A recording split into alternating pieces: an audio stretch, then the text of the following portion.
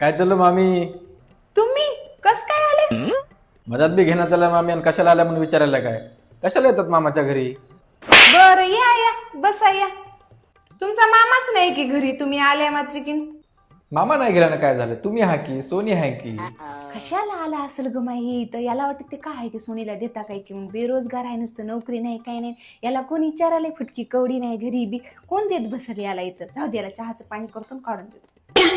नोकरी असलं तर वेगळं होतं. इथं म्हणजे सोनी नुसती सोनी आणि पिवळी आहे इथं. हे घ्या मामी पेढे.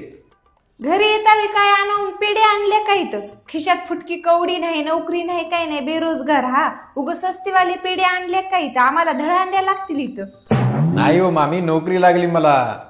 खरं की हो माय, मला अगोदर सांगाव की तुम्ही. तुमचा मामा नाही गेल्यानं काय झालं? मी हा सोनी आहे की तुमची. बरं झालं तुम्ही तुमच्या सासरवाडीला आले ते.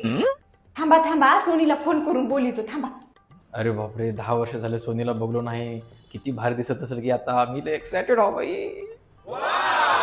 थांबा तुम्हाला तुमच्या आवडीचं जेवायला करतो. जेवल्याशिवाय जाऊ दे ना तुम्हाला. आली हो सोनी.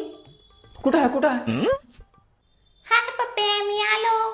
हाय सोनी, तूच होईस की? मी छोकी सोनी. लयच बदललीस हो तू. सोनीला काय झालंय? लहानपर्यंत लय भारी होती, आता तर ती काळी ढुसदी झाली. बघा वाटणार झाली थोबाडाकडे तिच्या. हे काळ तोडीला मजाच गळ्यात बांधित वाटाले.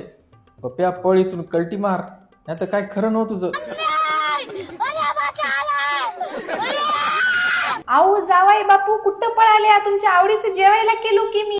मामी मला नोकरी लागली नाही होती, मंदिराचे पेढे होते.